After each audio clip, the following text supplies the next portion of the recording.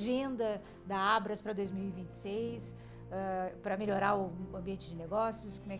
Quais os pleitos? Nós trabalhamos em inúmeras agendas, né? De uma forma geral, sempre trabalhamos nas agendas macro do país, nós sempre atuamos, mas como eu comentei, ou seja, nós partimos sempre da agenda dos projetos que surgem do nosso contato com o consumidor. São 30 milhões de pessoas que nós atendemos diariamente. Então nós temos ali o pulso do consumidor.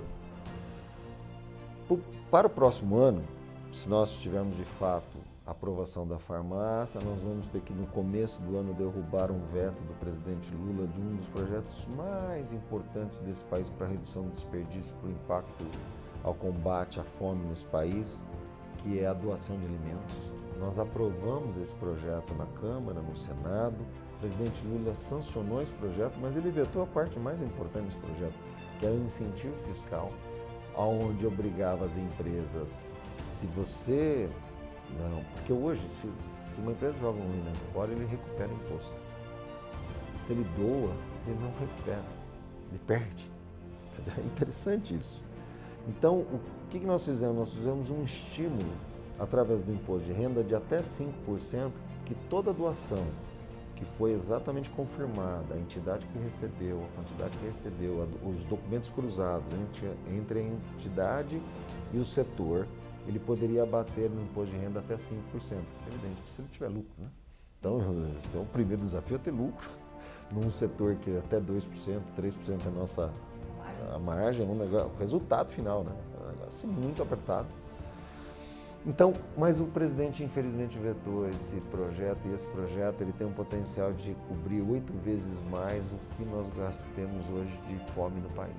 Nós temos um desperdício 8 vezes maior do que a própria fome que nós temos no país hoje, de pessoas que passam fome no país. Então, vamos derrubar esse veto em janeiro, no início dos trabalhos legislativos do próximo ano. Vamos aprovar a farmácia.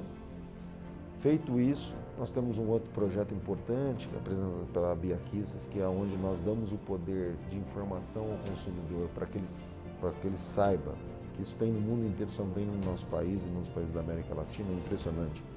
80% dos produtos que nós comercializamos hoje, eles no mundo inteiro, eles têm uma informação adicional para o consumidor dizendo o seguinte: olha, a partir dessa data que venceu, ele pode até continuar sendo consumido, mas você não vai encontrar mais a mesma crocância, o mesmo sabor, mas você pode continuar sendo consumido, porque ele não irá fazer nenhum mal para você. É um arroz que vence no dia seguinte, é o café, é uma massa, enfim.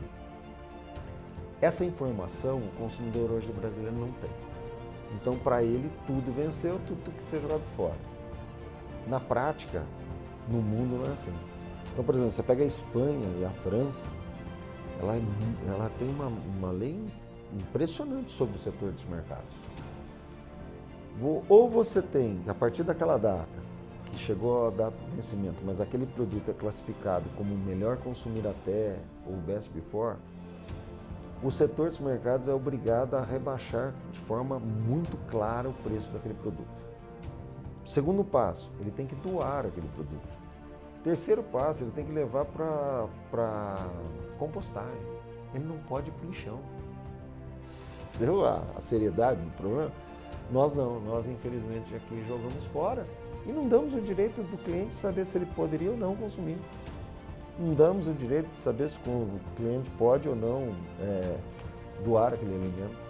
Nós perdemos essa janela de oportunidade. Só no setor dos mercados são 4 bilhões. Jogado fora, desperdício jogado fora, só com um produto que venceu, que está dentro desse programa de 80% dos produtos que poderiam continuar sendo comercializados, 80%.